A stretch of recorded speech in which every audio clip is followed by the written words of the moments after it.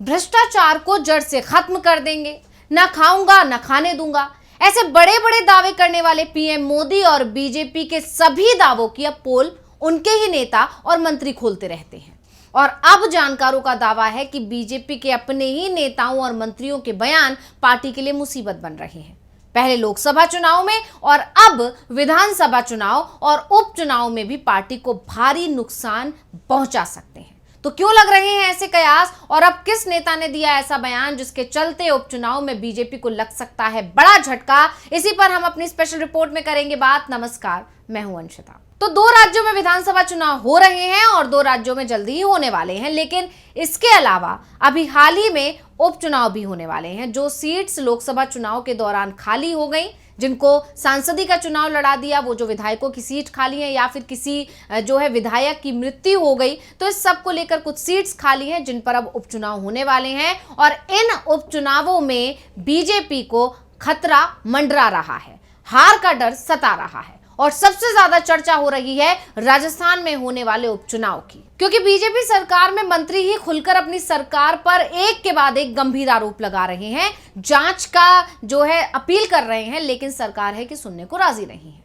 अब इसकी क्या वजह है, क्यों सरकार अपने ही मंत्री की बात नहीं सुन रही है, तो इस पर भी हम आगे चर्चा करेंगे। फिलहाल हम बात करते हैं उन मंत्री की जो अपनी ही सरकार को सवालों के कटघरे में खड़ा कर रहे हैं। तो वो हैं भाजपा के वरिष्ठ नेता और भजनलाल सरकार में कैबिनेट मंत्री डॉक्टर किरोड़ी लाल मीणा, जिन्होंने बड़े बड़े घोटाले के खुलासे किए हैं और वो उनके खुलासे जो है वो चर्चित रहे हैं।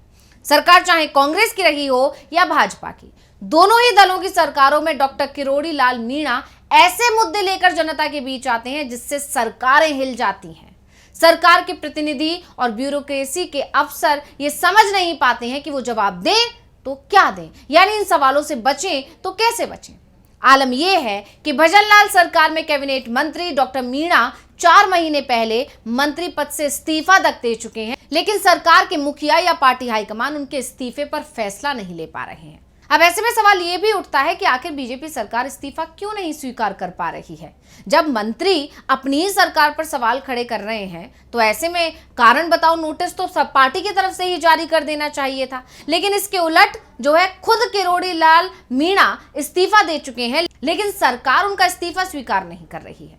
तो इसको लेकर जानकारों का दावा है कि सरकार और पार्टी को यह डर है कि अगर ये इस्तीफा स्वीकार कर लिया तो कहीं आने वाले उपचुनाव में पार्टी को खामियाजा ना भुगतना पड़ जाए। आखिर क्यों, इस पर भी आगे चर्चा करेंगे, लेकिन पहले इस्तीफे की बात कर लेते हैं। तो 4 जून को लोकसभा चुनाव का परिणाम आया था राजस्थान में। जैसा कि बीजेपी मानकर चल रही थी कि लोकसभा में जो है परिणाम उसके पक्ष में आएंगे, उसकी अपेक्षा चुनाव परिणाम नहीं आए, जिसके बाद कैबिनेट मंत्री डॉक्टर किरोड़ी लाल मीणा ने मंत्री पद से इस्तीफा दे दिया। इस्तीफा देने का खुलासा खुद डॉक्टर मीणा ने 1 महीने बाद यानी कि 4 जुलाई को किया था। यानी 1 महीने तक तो वो इंतजार करते रहे कि शायद सरकार की तरफ से इस पर कोई प्रतिक्रिया दी जाएगी, लेकिन जब विधानसभा सत्र चल रहा था उस दौरान ठीक 1 महीने बाद 4 जुलाई को उन्होंने खुलासा किया कि वो जो है इस पद से इस्तीफा दे चुके हैं। और ये सवाल का जवाब उन्हें इसलिए देना पड़ा क्योंकि मंत्री होने के नाते उन्हें विभागीय सवालों के कुछ जवाब देने थे, लेकिन वो तो सदन ही नहीं जा रहे थे। उन्होंने मंत्रालय के दफ्तर जाना तक छोड़ दिया था। इसी के चलते जब सवाल उठा तब जाकर किरोड़ी लाल मीणा ने बताया कि वो 1 महीने पहले इस्तीफा दे चुके हैं। किरोड़ी लाल मीणा ने सरकारी बंगले और गाड़ी का इस्तेमाल करना भी बंद कर दिया था। जून, जुलाई, अगस्त और अब सितंबर 4 महीने बीत चुके हैं। डॉक्टर मीणा के इस्तीफे पर अभी तक कोई भी अंतिम फैसला सरकार की तरफ से नहीं लिया गया है। ना तो इस्तीफे को स्वीकार किया गया है और ना ही अस्वीकार किया गया है। मतलब किसी भी तरह से सरकार अपनी प्रतिक्रिया देने को राजी नहीं है, क्योंकि वो समझ ही नहीं पा रही है कि जो किरोड़ी लाल मीणा ने सरकार की नाक में दम कर रखा है वो उन्हें अपने साथ रखे या ना रखे, क्योंकि सरकार नहीं समझ पा रही है कि उसे क्या करना चाहिए। अगर वो किरोड़ी लाल मीणा को अपने साथ रखती है तो भी मुसीबत है, नहीं रखती है तो भी मुसीबत है, क्योंकि डॉक्टर किरोड़ी लाल मीणा ऐसे ऐसे मुद्दे उठाते हैं जो सरकार के लिए सिरदर्द बन जाते हैं। अभी हाल ही में उनकी पार्टी की सरकार है, लेकिन डॉक्टर मीणा ने ऐसे मुद्दे उठा रखे हैं जिसके बारे में सरकार जवाब ही नहीं दे पा रही है, यानी उन्होंने अपनी ही सरकार को सवालों में खड़ा कर दिया है। चलिए अब जानते हैं कि कौन से वो मुद्दे हैं जो बीजेपी सरकार के लिए सिरदर्द बन रहे हैं। मीणा कैसे अपनी ही सरकार की टेंशन बढ़ा रहे हैं। तो आपको बता दें कि भाजपा के सत्ता में आने से पहले डॉक्टर मीणा ने पेपर लीक का मुद्दा उठाया था और जब बीजेपी की सरकार बन गई उसके बाद उन्होंने सब इंस्पेक्टर भर्ती 2021 को रद्द करने की मांग उठाई। अपनी ही पार्टी की सरकार होने के बावजूद डॉक्टर मीणा की मांग नहीं मानी जा रही है। एसआई भर्ती रद्द करने की मांग को लेकर किरोड़ी लाल मीणा सीएम भजनलाल शर्मा से भी मिल चुके हैं। डॉक्टर मीणा ने आरपीएससी के 3 पूर्व अध्यक्ष के खिलाफ सबूत पेश करते हुए आरपीएससी की भर्तियों में हुई गड़बड़ियों का भी खुलासा किया था। यही नहीं, मीणा का तो यहां तक कहना है कि आरएसएस भर्ती 2018 की जो टॉपर है वो 1 करोड़ रुपए देकर ही अफसर बनी है। उसे 7 दिन पहले ही पेपर मिल गया था जिस वजह से वो अफसर बनी। इस मामले को लेकर डॉक्टर मीणा ने सरकार से जांच की मांग की, लेकिन सरकार निर्णय नहीं ले पा रही है कि सरकार को क्या करना है। सिर्फ यही नहीं, कुछ दिन पहले उन्होंने डिंपल मीणा मामले को लेकर सरकार को पत्र लिखा कि इस प्रकरण की जांच सीबीआई से कराई जाए।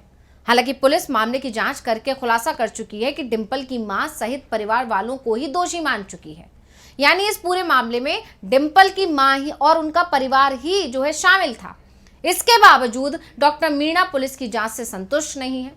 अब हैरानी की बात तो ये है कि सरकार गहलोत सरकार के कार्यकाल में हुए घोटालों के मामले में भी एक्शन नहीं ले रही है। पूर्ववर्ती गहलोत सरकार के कार्यकाल में डीओआईईटी में हुए घोटालों का खुलासा करने के बाद डॉक्टर मीणा ने जिम्मेदार अफसरों के खिलाफ कार्रवाई की मांग की, लेकिन सरकार मौन धारण करके बैठी है। बड़े बड़े मुद्दे उठाकर डॉक्टर मीणा अपनी ही पार्टी की सरकार को चुनौती देते रहे हैं, लेकिन सरकार और पार्टी साइलेंट मोड पर है। अब जिस तरह से डॉक्टर मीणा सरकार में होते हुए बड़े बड़े मुद्दे उठा रहे हैं और पूर्व के मामलों में हुए बड़े घोटालों और भर्ती परीक्षाओं की जांच सीबीआई से कराने की मांग कर रहे हैं, उन्हें लेकर भाजपा सरकार परेशान नजर आ रही है। भाजपा सरकार समझ नहीं पा रही है कि वो कैसे इन मामलों की जांच कराए और डॉक्टर किरोड़ी लाल मीणा को संतुष्ट करे। तो अब सबसे बड़े सवाल पर आते हैं कि आखिर जब किरोड़ी लाल मीणा सरकार के लिए सिरदर्द बने हुए हैं तो 1 महीने पहले जो उन्होंने इस्तीफा दिया था वो अभी तक क्यों लटका हुआ है? क्यों सरकार उसे स्वीकार या अस्वीकार कुछ भी नहीं कर पा रही है? तो इसको लेकर जैसा कि दावा किया जा रहा है कि उपचुनाव में नुकसान होने का डर है। क्यों है वो आपको बता देते हैं। तो आगामी दिनों में राजस्थान की 7 विधानसभा सीटों पर उपचुनाव होने वाले हैं। इसमें खींवसर, झुंझुनू, दौसा, देवली, उनियारा, चौरासी, सलूम्बर और रामगढ़ शामिल हैं। ये 7 विधानसभा सीटें 7 अलग अलग जिलों में हैं। इनमें से 5 जिलों दौसा, टोंक, डूंगरपुर, अलवर और उदयपुर में डॉक्टर मीणा का अच्छा प्रभाव है। डॉक्टर मीणा की नाराजगी से बीजेपी को नुकसान होना स्वाभाविक माना जा रहा है। अब जानकार दावा कर रहे हैं कि शायद यही कारण है कि बीजेपी का केंद्रीय नेतृत्व और प्रदेश की सरकार के मुखिया डॉक्टर मीणा के इस्तीफे पर कोई फैसला नहीं ले पा रहे हैं। जानकारों का मानना है कि उपचुनाव के बाद पार्टी के राष्ट्रीय स्तर पर कोई निर्णय होने की संभावना है, यानी इधर चुनाव होंगे और उसके बाद ही सरकार इस पर कोई फैसला लेगी। अब अपने ही मंत्री ने जब सरकार के खिलाफ मोर्चा खोल रखा है तो बीजेपी घिरी हुई भी है, विपक्ष हमलावर है। अब इसी को लेकर बीजेपी की सफाई भी आई है। प्रदेशाध्यक्ष मदन राठौड़ ने कहा कि डॉक्टर किरोड़ी लाल मीणा मंत्री के रूप में काम कर रहे हैं, वो रोज विभाग की फाइलें निकाल रहे हैं।